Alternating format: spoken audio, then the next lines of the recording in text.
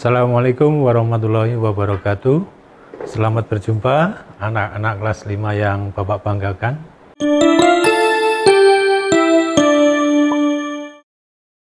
Pada kesempatan ini Bapak akan menyampaikan yakni pelajaran tematik tema 2 muatan SPDP.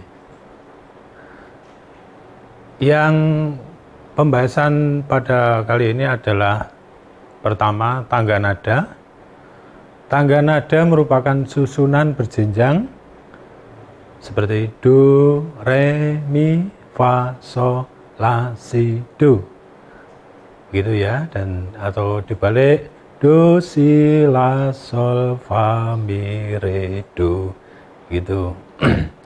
Tangga nada diatonis khususnya itu ada 2 jenis. Yang pertama tangga nada diatonis minor dan tangga nada diatonis mayor. Untuk tangga nada diatonis mayor ada 8 nada. Pembahasan pertama yakni tangga nada diatonis mayor. Interval atau jarak nada seperti yang tertera.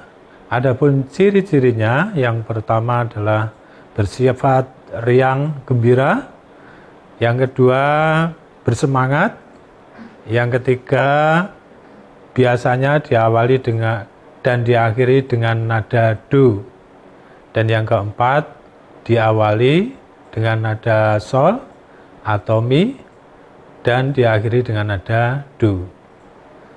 Contohnya lagu Hari Merdeka. 17 Agustus tahun 45, itu dan seterusnya nanti. Yang kedua yakni tangga nada diatonis minor. Interval atau jarak nada seperti yang tertera. Adapun ciri-cirinya, yang pertama bersifat sedih, yang kedua kurang bersemangat, yang ketiga biasanya diawali dan diakhiri dengan nada la. Contoh lagu adalah Gugur Bunga, ciptaan H. Muntahar. Nanti di rumah bisa kalian cari. Gitu anak-anak. Oke, untuk tangga nada sampai di sini kita masuki materi berikutnya, yakni mengenal jenis tarian daerah. Seni tari merupakan salah satu cabang seni pertunjukan. Unsur utama dalam tarian adalah gerak. Untuk menambah perlengkapan, maka penari menggunakan properti yang disesuaikan dengan jenis tariannya. Contoh, tari bondan. Yang pertama, bondan Cindogo dan bondan Mardisiwi. Itu menggunakan properti kendi, payung dari kertas, dan boneka. Sedangkan untuk bondan tani menggunakan properti tenggok, caping, golok, atau sabit bisa. Contoh lain nanti bisa dibaca di buku paket. Persiapan peragaan tari itu juga perlu perhatian. Yang pertama menentukan bentuk karya tari, bentuknya tunggal, berpasangan, atau tari berkelompok. Yang kedua memilih karya tari.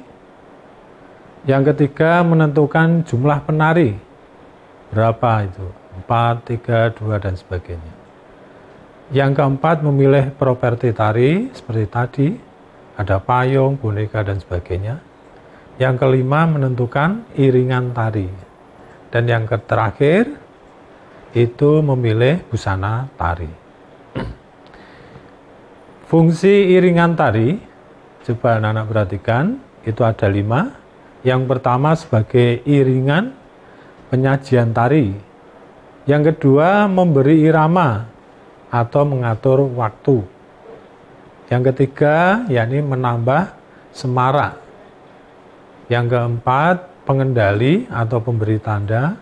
Dan yang kelima atau terakhir membantu mempertegas ekspresi.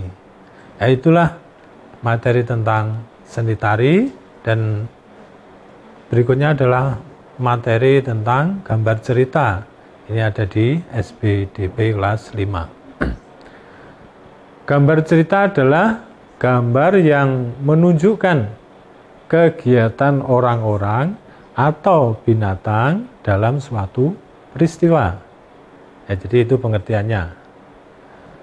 Ciri-ciri gambar cerita ada 5, perlu diperhatikan. Yang pertama, memuat gambar lebih banyak daripada teks cerita. Yang kedua, gambar-gambar yang ada menceritakan urutan peristiwa. Yang ketiga, memudahkan pembaca dalam memahami suatu penjelasan atau cerita. Nah, untuk yang keempat, yakni memberikan gambaran singkat, isi tulisan, atau cerita yang disampaikan. Dan yang terakhir, ciri-ciri yang terakhir adalah menambah nilai keindahan sajian sebuah tulisan atau cerita. Dan perlu diperhatikan anak-anak, yakni bagaimana langkah membuat gambar cerita. Ada 3. Yang pertama, persiapan bahan dan alat. Yang kedua, pembuatan sketsa.